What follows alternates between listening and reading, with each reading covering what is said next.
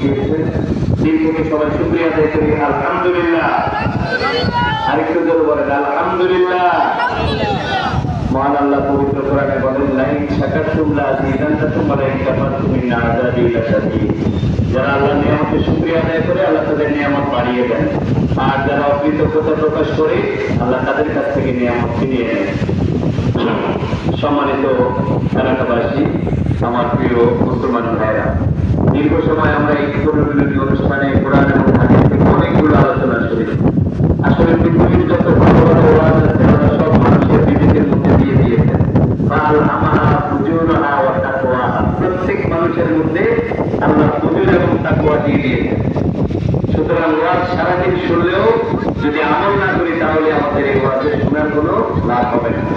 আমরা এই যতগুলো আলোচনা শুনলাম এর মধ্যে উল্লেখযোগ্য একটা বিষয় হচ্ছে যে বাংলাদেশ জামাত ইসলামী কি চায়। এই 5ই আগস্টের পূর্বে সারা বাংলাদেশে বাংলাদেশ জামাত ইসলামের ম্যাক্সিমাম নেতা কর্মীদের উপরে অসংখ্য জুলুম নির্যাতন, এমনকি অনেক সময় আমরা রাতে বাসায় ঘুমাতে পারিনি। আমাদেরকে অনেক ভাইয়েরা, আমাদের সিনিয়র বড় ভাইয়েরা আমাদেরকে বলছে আজকে বাসায় থাকা যাবে না, এলাকায় রেট দিবে। আমরা অন্য এলাকায় ছিলাম। আবার অনেক সময় ডিউটি শেষ করে এলাকায়ও আসতে পারিনি, শুনেছি আজকে এলাকায় অভিযান হবে, থাকা যাবে না। অনেক ভাইয়েরা আমাদেরকে বিভিন্নভাবে কষ্ট দিয়েছে। 5ই আগস্টের পরে আমাদের মনে মনে মানবীয় একটা চিন্তা ছিল যে এবার যখন সুযোগ এসেছে তাদেরকে উচিত শিক্ষা দেব। কিন্তু আমরা কি দেখলাম, বাংলাদেশ জামাত ইসলামের পক্ষ থেকে আমাদের আমিরে জামাত ঘোষণা দিল যে ব্যক্তি হিসাবে যারা আমাদেরকে যে কষ্ট দিয়েছে আমরা দলের পক্ষ থেকে তাদেরকে মাফ করে দিলাম। সুবহানাল্লাহ। আপনারা কি লক্ষ্য করেছেন এটা কাদের সিফত, কোন দলের সিফত? হযরত ইউসুফ আলাইহিস সালামকে তার ভাইয়েরা কূপের মধ্যে নিক্ষেপ করার পর যখন মিশরে তার ভাইদের সাথে সাক্ষাৎ হলো, তারা জানতে পারলো যে এই সেই ইউসুফ যাকে আমরা কূপে নিক্ষেপ করেছি। তাদের ভাইদের মধ্যে একজন ছিল লাভি, সে জিজ্ঞেস করলো আজকে আমাদের সাথে কি ব্যবহার করতে চাও? সে বলল ভাইয়ের সাথে রহম করা কি করতে পারে। মক্কা বিজয়ের পর আল্লাহ রাসূলের সামনে ওই লোকগুলো ছিল যারা আল্লাহ রাসূলকে কষ্ট দিয়েছে, মক্কা থেকে বের করে দিয়েছে, হত্যার ষড়যন্ত্র করেছে। তারা আল্লাহ রাসূলকে সামনে এসে তারা বলেছে হে মুহাম্মদ আজকে আমাদের সাথে কি ব্যবহার করতে চাও? মুহাম্মদ সাল্লাল্লাহু আলাইহি ওয়াসাল্লাম বলেছে ইউসুফ আলাইহিস সালাম যেমনিভাবে তার ভাইদেরকে ক্ষমা করে দিয়েছেন আমিও আজকে তোমাদেরকে ক্ষমা করে দিলাম, তোমাদের প্রতি আমার কোনো বিদ্বেষ নেই।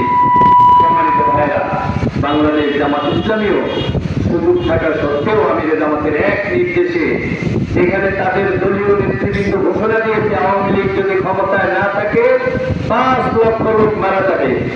এখন আমাদের মনে হচ্ছে অন্তত 5-10 হাজার মরা দরকার ছিল, কিন্তু আলহামদুলিল্লাহ আমরা ক্ষমা করে দিয়েছি।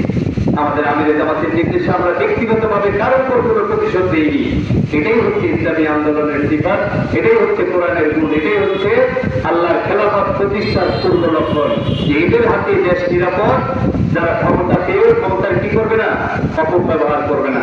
এই জন্য আমাদের স্লোগান হচ্ছে, আমরা কবি নজরুলের ভাষায় বলতে চাই, উহারা কাদা ছুঁড়ে বাধা দিবে উহাদের অস্ত্র জিন্দাবাদ, ওরা ফুল ছুঁড়ে মারি বলি এক আল্লাহ জিন্দাবাদ।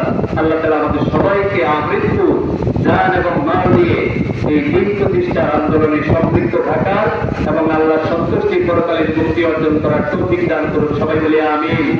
আমা তাওফিক ইল্লা বিল্লাহ।